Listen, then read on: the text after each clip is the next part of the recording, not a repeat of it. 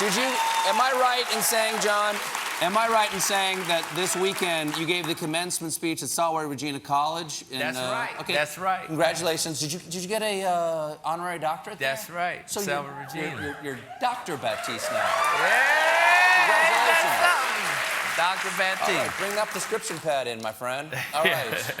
My first guest tonight suddenly has the #1 show on cable news. Please welcome Rachel Maddow.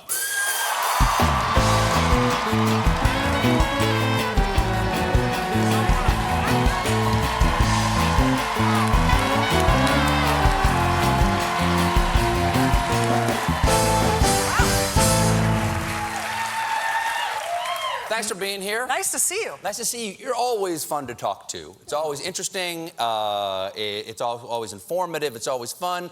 But I've especially wanted to talk to you since, say, November 9th. At about 12:01 in the morning. Yeah. How are you doing? First of all, congratulations on having the #1 cable news show. Thank you very much. You know, the payoff of a lot of hard work for many years. It is. It's hard to understand why these things happen, you know. But it's nice. I feel like one thing that's nice about it is that I do cable news in kind of a weird way, and we haven't changed the way we do the show at all. It just seems like more people want that now. So I'm assuming people will go back to not wanting it sometime soon, and I'll still be stuck. But I think they'll want it for at least 4 to 8 years, Rachel. Well, the thing is, I've said this to you before when we've talked, is what you do, I think, better than pretty much anybody out there, is that you lay a story out for the audience like parts on a lawn. Like, this is a car. We're going to build a car tonight. That's a carburetor. Those are wheels. That's the brake pads right there. And you assemble the car in front of the audience. And I think that's what people want right now, is someone to go, wait, what happened today? And then you go, let me explain to you what happened today. Yeah, and it is, I definitely feel like the most important thing that I can do right now is just try to explain stuff.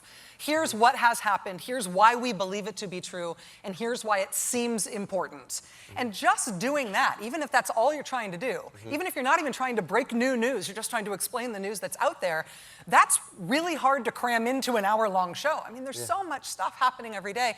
Stuff breaks after dinner time, like every day, every weeknight now. And well, there are multiple times when I've done the monologue, and then in the monologue we found out, oh, Comey was fired. So we at the end of the show, we write a new monologue and put it at the top of the old monologue. We do that over and over again. That used to be like, oh, we'll get it tomorrow. You can't wait till tomorrow No, anymore. exactly. Well, let's talk about what's going on the last few days. So he's in the Middle East right now.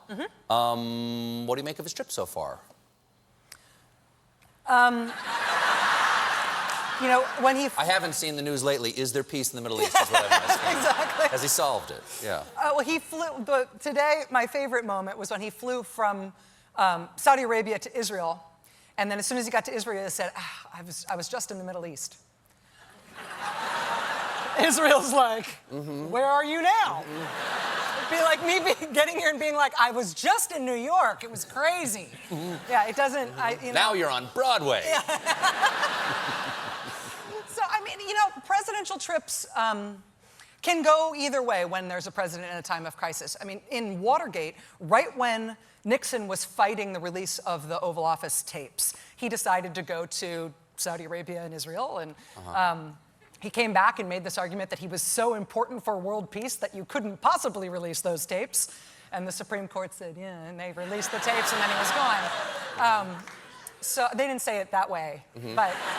We might have to blur your chin. I'm not entirely sure what just happened. I'm only quoting former Justice Scalia. Oh, but who famously did that? I missed that good He man. did, I know. I remember. I was alive. I mean, you know, these trips can go well, and they can sometimes not go well. It is strange that his first trip abroad is to Saudi Arabia.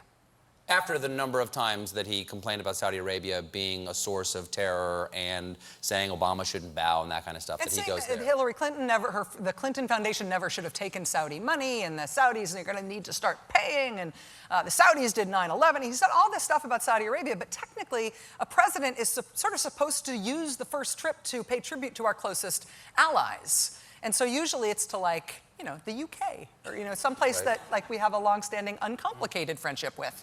Yeah. Whereas with Saudi, it's a little more complicated. It's a business trip too. There's a $110 billion arms deal. So we're giving him, the boom boom room they can use. What I like about that photo of like him giving that speech to all the Arab leaders there. Yeah. And he's saying, just for the record, we gave these guys $110 billion worth of big bombs and weapons. It's kind of like saying, these are our buddies, we got their back. Yeah. It's like, don't mess with these guys. He also said when he announced it, in his speech, I think it was an ad lib, please let it be an ad lib. He said, we're going to make sure you get a good deal from those U.S. defense companies. Why? Why are you going to help them get a good deal? You should not be trying to undercut American defense companies because the Saudis can't afford it. Wait a minute. Don't get them a good deal here. All I'm saying is we'll put the whole deal up on Groupon if you guys all get together. It'll be great.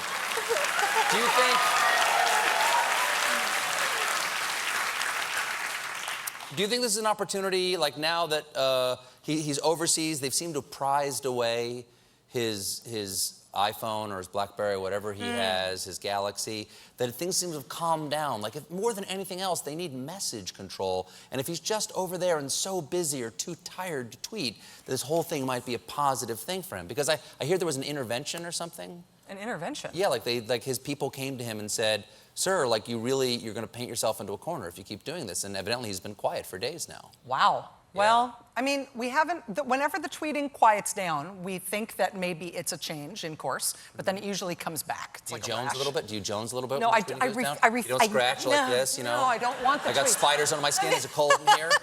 No? Honestly, with this trip, the Washington Post announces Friday night that there's a significant person of interest working actively in the White House as a senior advisor to the president. And so now we're trying to figure out who the person of interest is in this FBI probe who's currently working in the White House, and is it one of the people who's on the trip with him? And then mysteriously, Reince Priebus and Steve Bannon got sent home early today. What are they going to be doing? I don't know, but Mike Flynn's pleading the fifth. I feel like they don't really get to make their own news anymore. Once you're a president, the first president in American history who's under counterintelligence investigation by the FBI and likely under a criminal obstruction of justice probe for something that you openly committed and then bragged about to the Russians before you bragged about it to NBC News, you don't get to make your own news anymore. At this point, the news of the Trump administration is the news of people investigating it and figuring out what's really going on. Yeah. So. Well, we're going to take a little break. Yeah. Stay right there. We've got more to talk about. We'll be right back with more Rachel Maddow.